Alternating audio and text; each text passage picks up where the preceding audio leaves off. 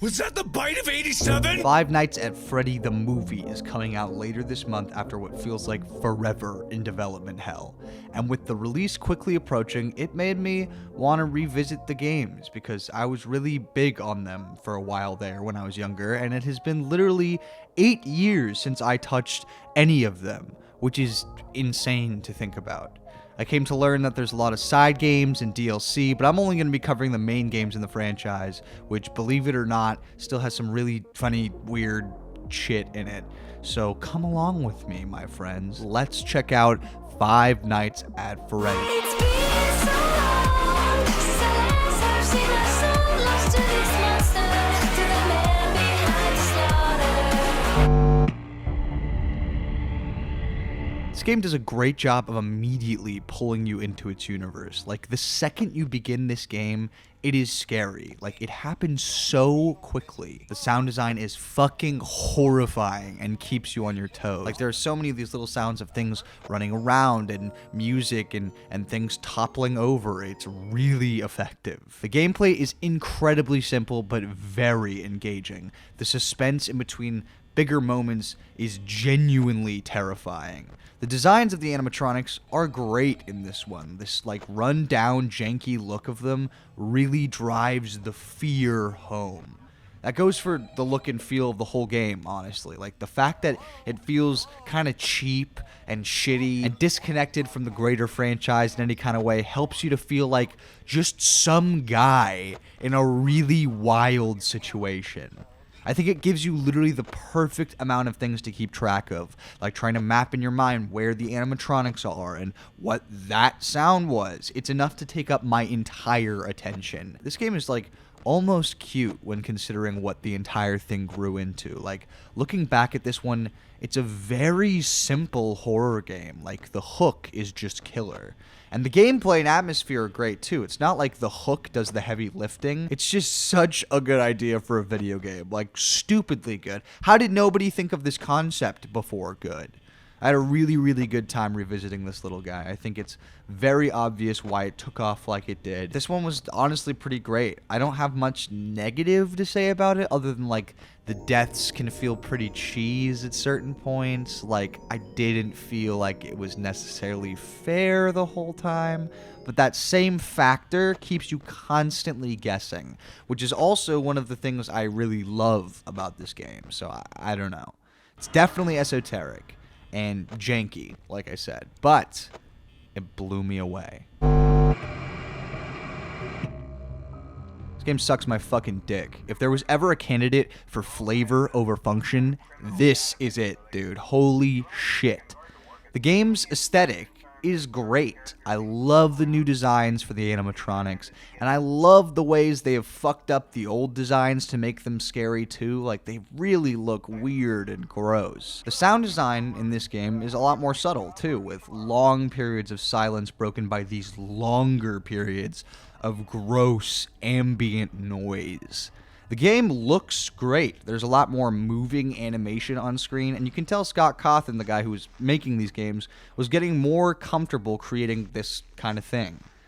And that's literally where the list of nice things I have to say stops. There's just too fucking much going on in this one, man. They've added all of these little mechanics to try and enrich the gameplay. And maybe it's just my fucking Grand Theft Auto gamer brain, but I literally didn't like a single one of them. You have to wind up this music box, and instead of power, you're working with a flashlight that can run out of batteries, and this Freddy mask you can put on to get certain animatronics away, but not other animatronics. It's just so fucking stupid, dude. Like, esoteric is the perfect way to describe it. Like, I'm trying to use the mechanics and the way the guy on the phone explained to me, and it just fucking isn't working, dude. Literally, it makes the first game look like a game for children. Okay, you know what I mean. It gets to a point where, like, it's not even scary anymore. It's just fucking stressful and frustrating. But not good stressful, like, I don't know, a scary fucking video game. Bad stressful, like being in fucking LA traffic.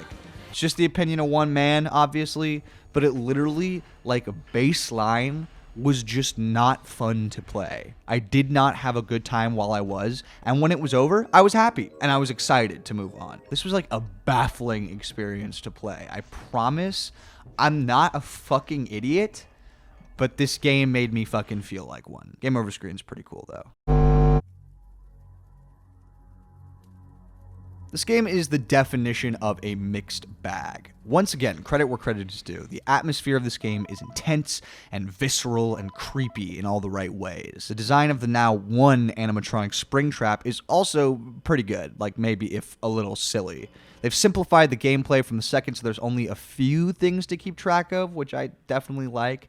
And while it's a small thing, I really like the UI in this game. I think it looks cool. But man, this game is eso-fucking-teric, dude. I genuinely had no idea what the fuck I was doing. Again, I listened to the instructions, and I was really trying my best to follow them all. But it's like I cannot figure out what is happening and why it's happening when it's happening. Like, I'll win a night, and then I'll lose a night, basically doing the same thing. Like, it feels like fate or waiting for the planets to align, which is definitely not what I want to feel like as a player. I'm also really not huge on the way they handle the jump scares in this game. In the first two, the jump scares were the penalty for dying. So theoretically, you could go through the whole game without seeing even a single one if you were good enough.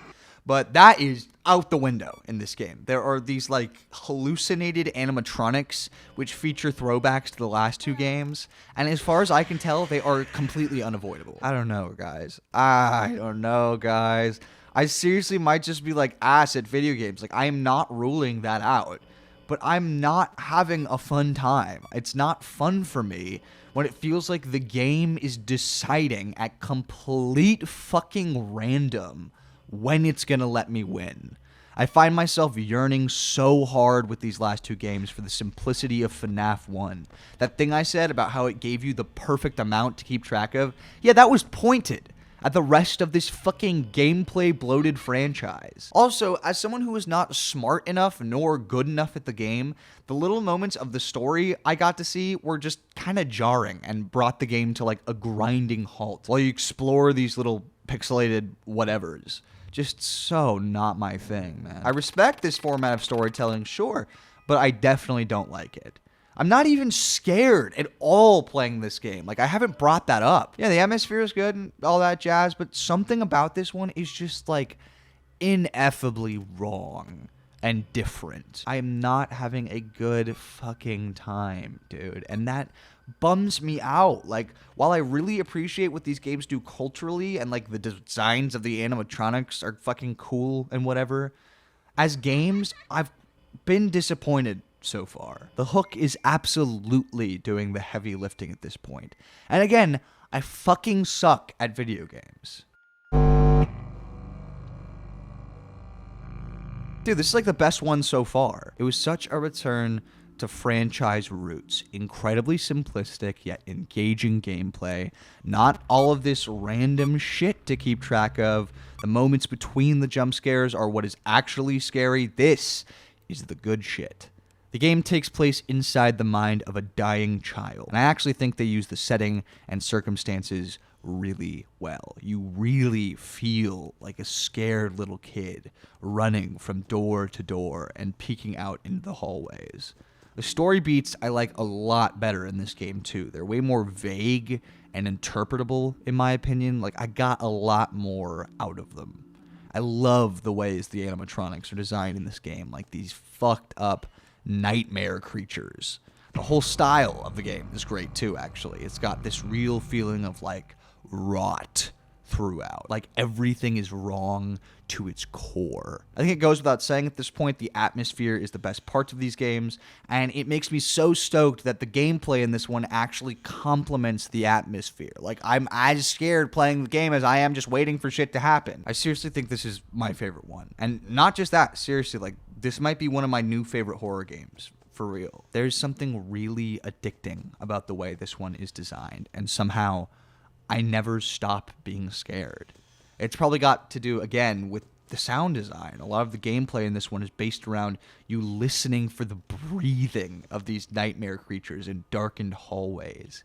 and it is strikingly effective. Every single time my light went on and there was nothing there, somehow it's just as intense and fucking scary as if something had actually been there. I seriously, like, I have no complaints about this one. I love the vibe. I love the little mini games in between nights that are like funny and scary somehow at the same time.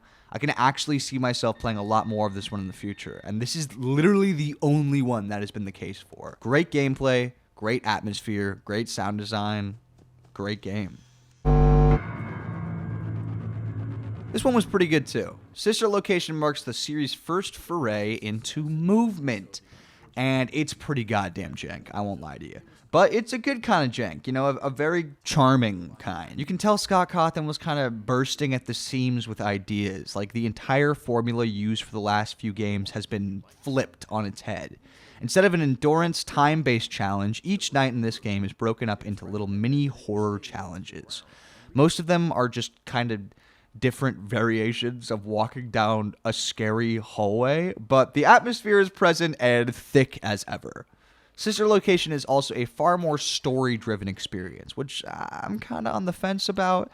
In certain moments, it can heighten the tension as the context of whatever given situation you're in can really drive home how, like, fucked you are. In other moments, however, it can lead to the game feeling pretty heavy-handed.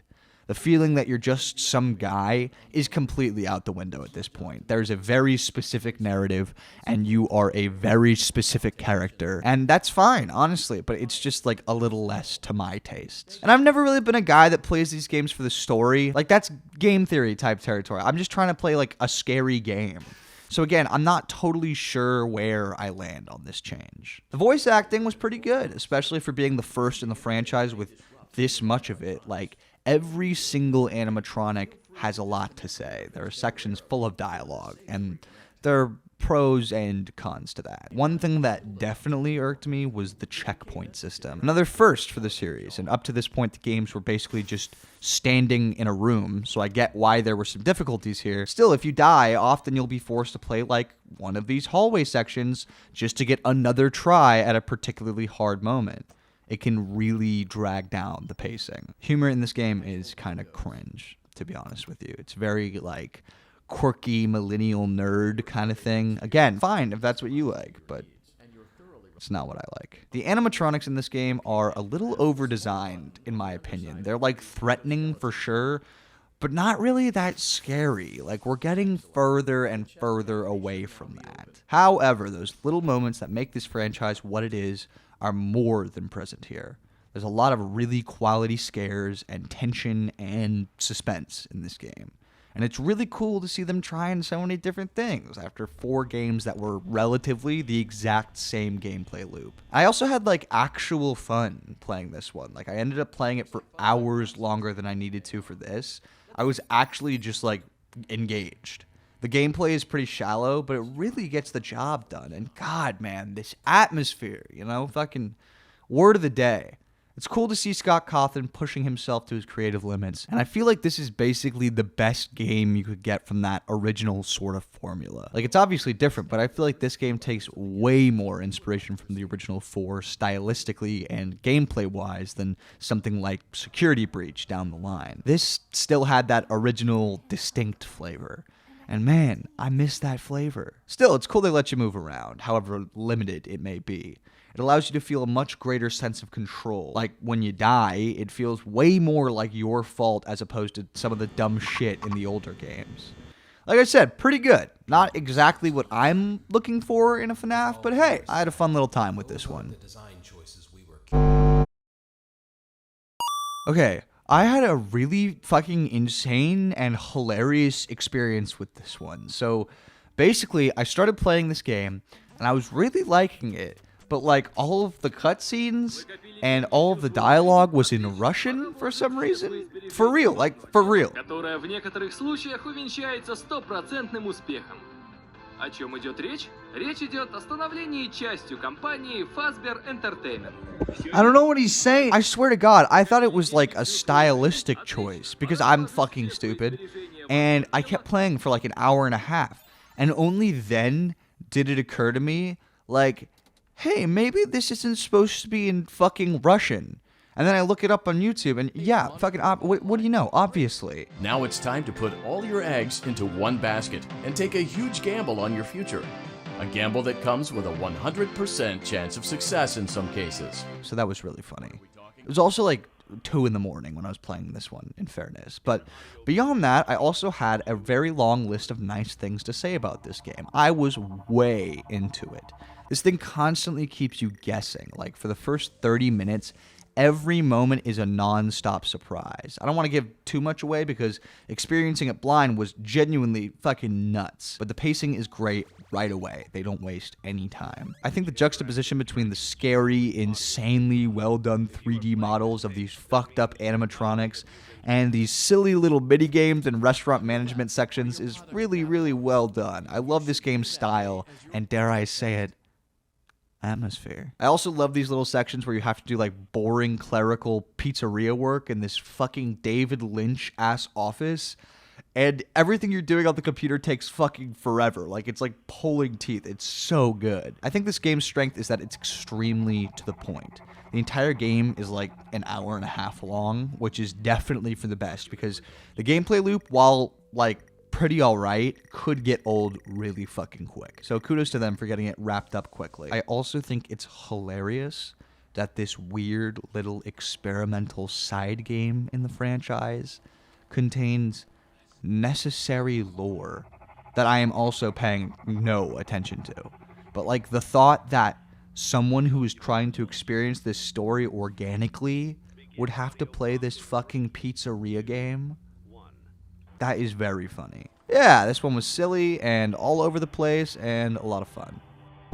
We have recreated many of these completely fictitious scenarios, lies that you've been fed over the last several years, into a hilarious VR game. It is difficult to overstate how fucking terrifying and visceral an experience it is to play FNAF VR. All these little things that had already worked incredibly about each game to create terrifying atmospheres and environments now become this horrible fucking reality that you are sitting in. The sound design that I've been gooning on for the whole video works to its best effect here. Now these terrifying ambient noises and pieces of music are floating through your ears in a whole new way. You are the guy sitting in the chair. That's your hand, and those are doors on either side of you. Even the shit I don't like in other games, I appreciate in this context. All of those like annoying little things to keep track of in FNAF 2 and 3, now they're actually things to keep track of. Because you're not playing a video game, this is just what's happening to you. It allows you to step into these worlds, to really put yourself at the mercy of these animatronics. It sounds cringe, I know, me fucking writing this game's meat, but I'm fucking serious. Playing this game for real reminds me why I love video games and what powerful pieces of art they can really be. There's some like bonus mini games and lore, but to be honest, I don't really give a shit about any of that. It's just the ability to play the first 4 games in a whole new context that I really, really love. These games were seriously fucking made to be experienced in VR. Although I will say the jump scares are like pretty fucking lame in this game. The 3D models just don't translate that well to a virtual reality environment, and they just feel more sluggish, and it's a lot less scary when they actually jump out and go boo. But when you're waiting for that jump, oh my god, it is seriously some of the most heart-pumping gameplay I've ever experienced. I think everyone should play this game.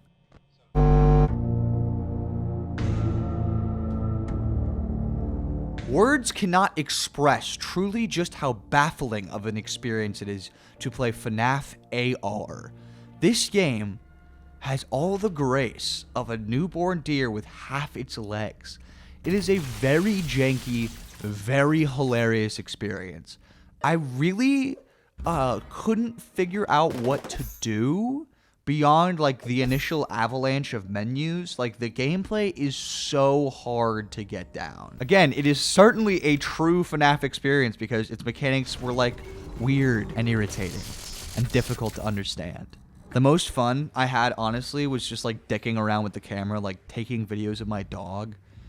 But I don't think that's like a stated feature. This thing is really messy.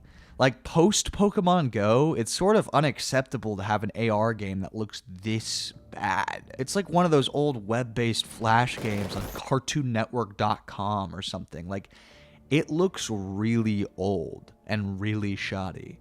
I think the idea is certainly cute, but I don't know if this is the right franchise for a massive multiplayer AR experience. You know what I mean? Like, it's funny to imagine sending your friends jump scares the way you do with GIFs in Pokemon, but like not that funny. You know what I mean? There's this section on the app where you can read in-universe messages from the Freddy Fazbear team, which is why this game is technically part of the main canon.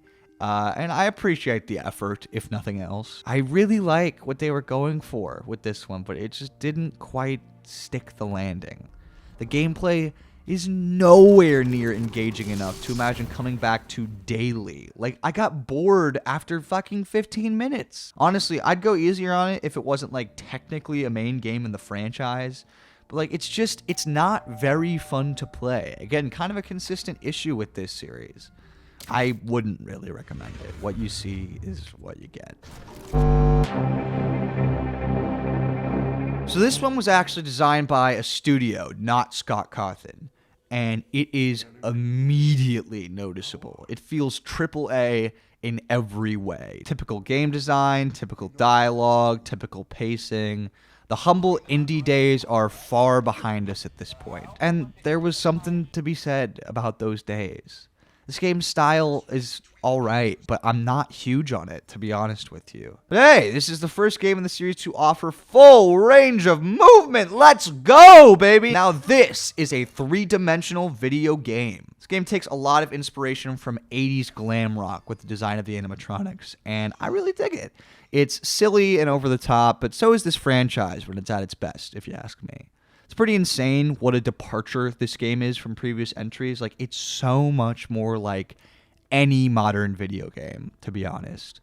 The animatronics have far more vivid personalities than they did in the original games, I guess pre-Sister Location, and I have mixed feelings about it. I think it helps me connect with them more as characters, but at the same time, it makes them a lot less scary to me personally. You know, I like scary monster-type robots, like no-emotion killing machines. That's scary to me. This is just... This game is just a lot less scary in the smaller in-between moments than its predecessors. Like, this game can be exhilarating and genuinely funny in ways that the others really weren't, but that underlying tension that I so loved about the earlier entries has kind of dried up. I mean, this game is going for something different, which, I can appreciate. I can appreciate that, but I'm not loving it. I will say I like Glam Rock Freddy a lot, though.